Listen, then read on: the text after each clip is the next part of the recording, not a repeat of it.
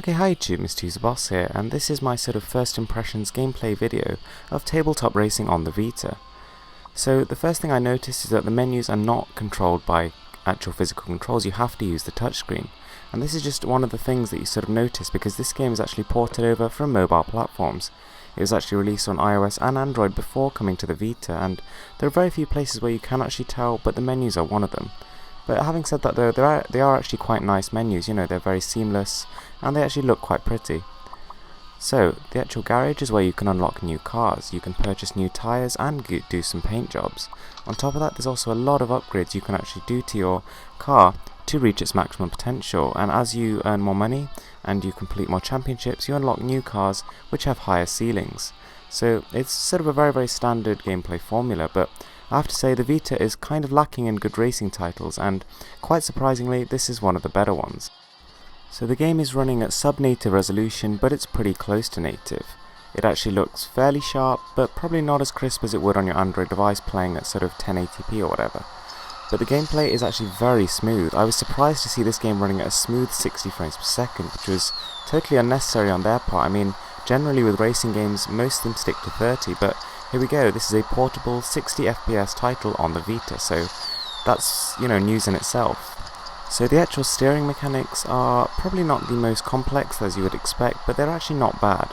I mean, it's about as detailed as something like Mario Kart in terms of the actual gameplay mechanics, and you know, you've still got skidding, you've got 4 different weapons, but the actual extra depth is added with the new cars.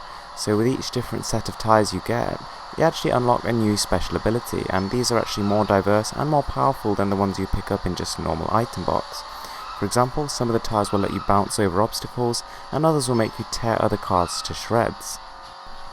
Now, this game also has some very impressive effects. I mean, it's very easy to sort of overlook this game considering its origins, but actually that would be a mistake. This is one of the best looking titles on the Vita, and probably the best looking racing one. I would actually say this looks better than Wipeout 2048. The actual textures on this game are slightly on the low side, but that's something we've come to expect with Vita games, and to be honest, the overall picture comes together very nicely. On top of that, we've got horizon-based ambient occlusion and some very nice lighting, so I would say the overall presentation and look of this game is quite surprising. On top of that, we actually have a lot of different game modes. We've got all the standard stuff, such as just a race and time trials and that kind of thing, but then we've also got some kind of interesting ones where you're restricted to use certain weapons, or ones where you've got to time yourself to actually hit the person in front. All these kind of things combine to actually give you a decent amount of variety. So, tabletop racing costs around £5 here in the UK, which is a lot lower than other Vita titles. And to be honest, it actually has just as much content as most of the other ones, so it's kind of surprising low price. However, you must consider that there are in-app purchases here.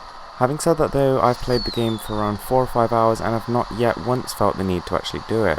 However, just the inclusion is a little bit annoying and kind of disappointing because, you know, I kind of get this feeling that mobile gaming, even on proper consoles like the Vita, is heading in that direction. There is also the inclusion of network play, so you can play online if that's what you're into, but you know, apart from leaderboards, there's nothing else to actually achieve this way, but it's still, you know, a useful addition and can add a lot of replay value. Anyway guys, that was just my first impressions of tabletop racing, and I can understand why you would look straight past this game. You know, it's been ported over from Android to Vita, and to be honest, it's actually coming in at a very low price point, so yeah, I would actually say give it a go. I would say that this game is actually probably going to surprise you. And there are trophies on offer to collect, and yeah, it's a really fun title. So thanks for watching guys, please give this video a thumbs up and subscribe for more.